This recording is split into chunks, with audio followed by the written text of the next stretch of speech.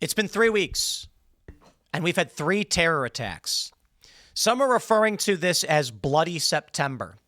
Unfortunately, however, we had a major attack against children at the end of August, so it's a little bit more than that. But considering the death we've seen, the terror threats, the attacks, and the, just the tension building up with the assassination of Charlie Kirk, perhaps this is Bloody September.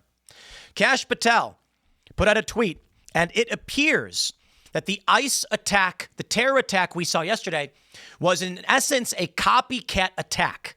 And the reason why I say that is, though it may be light, according to Kash Patel, the individual searched for Charlie Kirk videos and then inscribed anti-ICE on the bullets that he used, essentially copying what this killer did after looking up these videos online, presumably learning about the incident. Now, I think it's light. I don't know if it's fair to say necessarily, because some might say, no, copycat is when someone studies the person and then tries to completely imitate them. I do believe we are looking at an attack that was inspired by and meant to replicate what we saw with the Charlie Kirk assassination, but targeting ICE. Kash Patel's statement makes it appear as though his target was ICE well before the Charlie Kirk assassination, but then, based on the assassination, inscribed anti-ICE on the bullets, set up his shots the way he did. It may be, based on this assessment, the guy, he's an older guy, so I'm sorry, he's 29. He's a young man, I meant older than a teenager. He was anti-ICE, but it appears that the actions he took may have been based on the Charlie Kirk assassin. Kash Patel says FBI Dallas and FBI HQ have been working 24/7 to seize devices, exploit data, and process writings obtained on location and in the subject's person, residence, and bedroom. This FBI is committed to providing timely updates as promised. The perpetrator downloaded a document titled, quote, Dallas County Office of Homeland Security and Emergency Management, containing a list of DHS facilities. He conducted multiple searches of ballistics and the Charlie Kirk shot video between 9:23 and 9:24. Between 8:19 and 8:24, he searched apps that tracked the presence of ICE agents. One of the handwritten notes recovered read, quote, hopefully this will give ICE agents real terror to think, is there a sniper with AP rounds on that roof? Further accumulated evidence to this point indicates a high degree of pre-attack planning. The FBI will provide further updates when able. So again, it looks like this individual wanted to attack ICE. However, based on what we saw with the Charlie Kirk attack, it may be that these individuals are inspired both by an ongoing political rhetoric from mainstream moderate liberals. Gavin Newsom just the other day, just the day before the attack, appeared on TV and said, this is the Gestapo.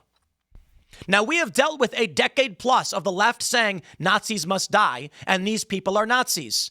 This guy was a teenager when this rhetoric began to emerge. Now he's an older man. What do you think is happening to a generation raised on this rhetoric? Now, I do believe there is a decent probability, and that's why I think it's fair, in my opinion, to say it's a copycat. When he goes on a roof, snipes at police, writes on the rounds, that is copying what the Charlie Kirk assassin did. Now, don't get me wrong. Some are going to say, Tim, sniping is not this unique thing. No, it's the writing on the shells, the engraving on the shells. Now, we saw the shooter in Minnesota had written all over his weapons, but the writing on the bullets, here's the point I'm going to make. Kash Patel had stated that there was engraving on the bullets, and all these liberals come on and say, that's just inking. He wrote with a pen. Yes, which to me is indicative of trying to copy, at the last minute, the Charlie Kirk assassin. That's the point. I believe that he saw this. It was the green light we were all terrified about. Now, again, based off this assessment, I think that's a fair assessment. I've got some videos to show you and break down what's going on with the left. In this video from CNN, they are trying to claim that this guy was clearly imitating the Charlie Kirk assassin to a light degree. Again, I'm trying to be fair here, and attacked ICE with leftist motivations. But who did he shoot? Because he accidentally killed the wrong people because he's a moron, that makes it right wing? I'll play that in a second, but I want to show you this first. Newsom silent on anti-ICE rhetoric after Dallas shooting despite urging nonviolence. Potential 2028 candidate attacked ICE on CBS hours before sniper killed 2 at Dallas facility. That's right. Gavin, here we go. Let's play the audio. What do we got to? We'll get the audio rolling for. There you go. And now we're in a position where we are struggling to communicate. We're struggling to win back now the majority in the House of Representatives. And that's a big part of what I'm doing, not just today in terms of the work out here, raising money, but also raising awareness around how Donald Trump is trying to rig the midterm elections. Here we go. And how I fear that we will not have an election in 2028. I really mean that in the core of my soul, unless we wake up to the code red, what's happening in this country, and we wake up soberly to how serious this moment is. You know, when you go on TV, call ICE the Gestapo, and then say there won't be an election, are you at all surprised that this guy decided to climb on a roof and start shooting at an ICE vehicle, killing detainees? That's the presumption for now. Take a look at this video. Truly incredible where we are at, CNN. Look, this is extremely disturbing that there's another one of these types of shootings. I think we've got to deal with this as a country, first of all. But I also, just for starters, I'm curious, how does it help to have the vice president say that? Because the third one in Texas. I mean, if you know people that work in law enforcement, my family does. I know ICE agents in Texas. This is the third attack we've seen in Texas, in the same district as the man in charge today was saying. Like, this is the second time he's had to have a press conference today. Who was killed today?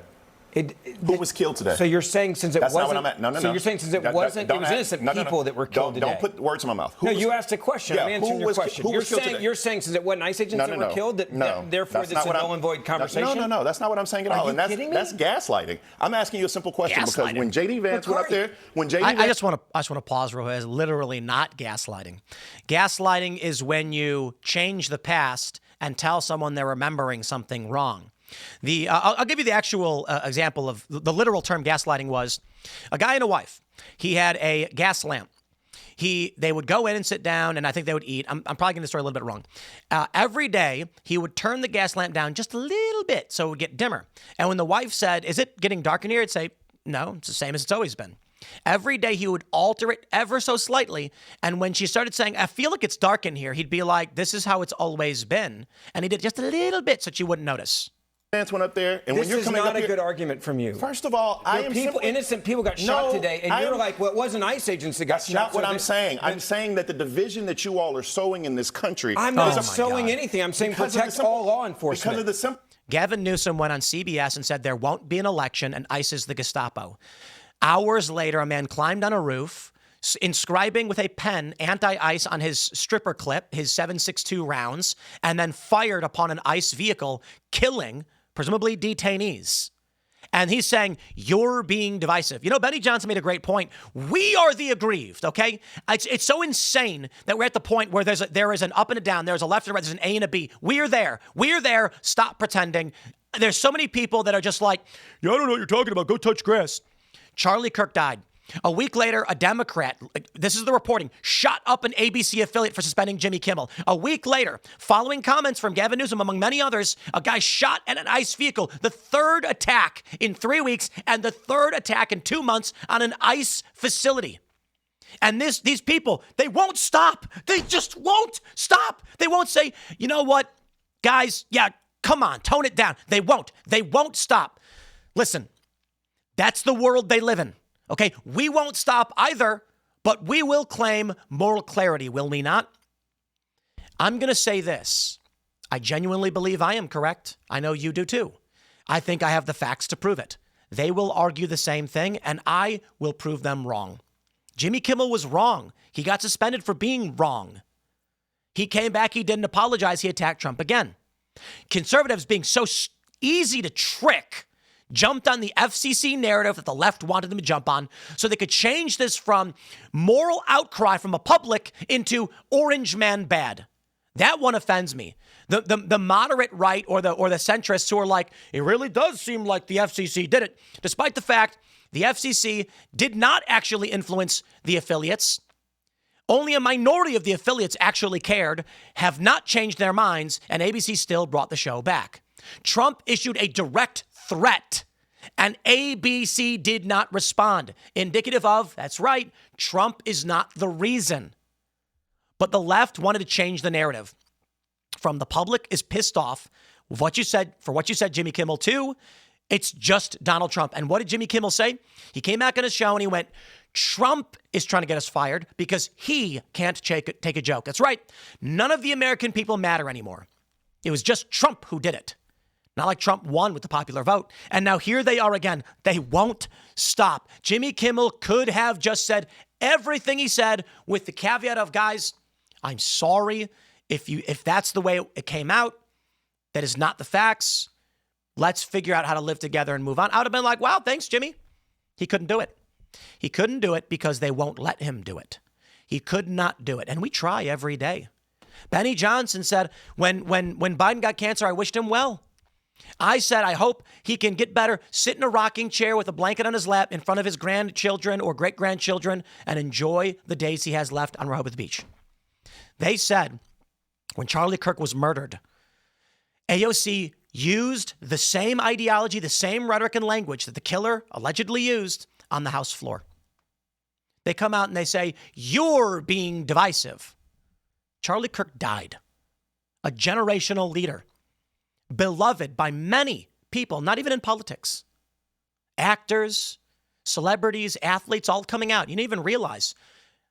Steve Caballero. Do you know who that is? You probably don't, right?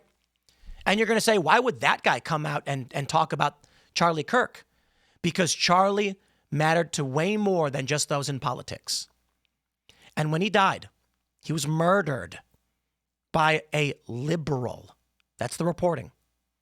AOC went on the House floor and smeared his good name. And they said, we are being divisive. Could they not just say, for 1 week, one little old week, we are going to be nice to you? They couldn't do it. They celebrated his death the moment it happened. Simple fact, yes. Gavin Newsom went on TV last night. Did you see what he said? He first said, of all, ICE agents are authoritarian. You don't think that can inspire someone to do that? ICE agents should be able to come home every single night. And well, so don't put then words act in my like mouth. I am acting like it, first. And second, the fact that you and J.D. Vance and every other Republican can go on here and talk about... We're not shooting people. We're not shooting people. Wait, the left is shooting people, and they're being inspired by that. I'm sorry. I have a friend that got shot and assassinated 2 weeks ago. Okay, I'm a little bit hot on this one because you guys have been irresponsible with the rhetoric that is coming out from people on the left. Gavin Newsom went on TV last night. Gavin Newsom went on TV last night and disparaged ICE agents, attacked ICE agents, said they're authoritarian. But before you even get to the evidence, the evidence? One second. Watch what he said last night on late night television. I'm not talking about that, Ben, because you come on here and you gaslight and you. I'm not gaslighting. I don't want innocent people to die. Let me finish my sentence, please. No, you don't get to insult someone, okay, and then get mad when they reject the insult. You come on here and you gaslight and you put words in my mouth. And that's not what I said. You interrupted me and said you got can you just let him? Ben, in the because interest, the question hold on, is, Ben, in the interest of yeah, I'd say, Abby, no. Bakari, make your point without insulting me. And what I want you to do is not only lift up those ICE agents. What I'm trying to get you to do is also lift up those people who were killed. Because when you do not lift up those people who were killed, as well as those law enforcement officers, you sow division in this country. Right. And that's what I'm saying. Let me say this. Here's where I agree Abby, with let me say this. Look at the bullets that are on the ground. Ben, here's where I agree. Here's where I agree with Ben. I'm going to a pause on that and let other people. Here's where I agree with Ben, all right? When the goal clearly was to hurt ICE agents, it matters. Said it. And I think that applies not just to ICE, but to law enforcement across the country. We should be angrier when law enforcement are targeted in this country. Thank you. Period. Now, that is a separate issue from linking rhetoric to saying that's why this has happened. They're doing that. It was written on the bullet stamp. I understand that, but that doesn't mean... You don't have to connect dots here. Of course he wrote do. it down so he didn't have to connect dots. I know his motives. I'm not questioning his motives. So then the motive was anti-ICE rhetoric. Well, did it say rhetoric on the? Because I thought it said anti-ICE. And when you have people out there literally 8 hours earlier, right? So, but here's what attacking ICE agents. I'm not going to hold people accountable for everything someone else says and say, oh, well, this guy must have done it because this guy said it over there. Again, there's way too much attacks on law enforcement in this country. It's actually quite simple, okay? It's actually quite simple. I will say it now. I said it after Charlie Kirk was assassinated. Cooler heads must prevail. When Charlie Kirk was murdered, and I, as well as many others, had to watch that video, it was devastating. and I cried for the first time in probably years. I'll be honest. I think the only time I probably cry once in a decade. I don't know. I can actually remember the moments in my life when I've cried. Call me whatever. I don't know. Guys just don't cry that often. I cried when my dog died when I was probably, how old would I have been? I don't remember. 20 maybe?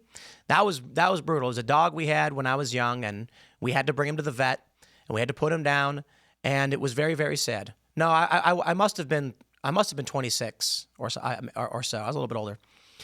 And I cried when my cat died, Mr. Bocus.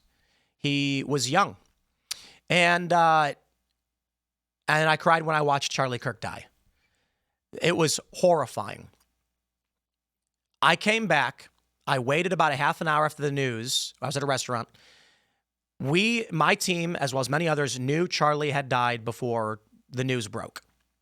And that's a point I'm making here is, as Libby pointed out, as I pointed out, none of us wanted to say it. None of us wanted to be the ones that reported it. People got mad at me because I had a high-level source that told me Charlie had been stabilized. And I did report that, as well as many others. The AP reported it. And it's because that's what we wanted to believe. That's true. I was told it. I said, "This is confirmed." Yes. I said, "Can I report this?" Yes. I said, "Okay, I'm going to." I wanted to give people hope, and I wanted to have hope. I did it for me because I did not want to believe it. I was like, it's impossible that Charlie's not going to be here. It's still, I see the news, I see the TV, and I just can't,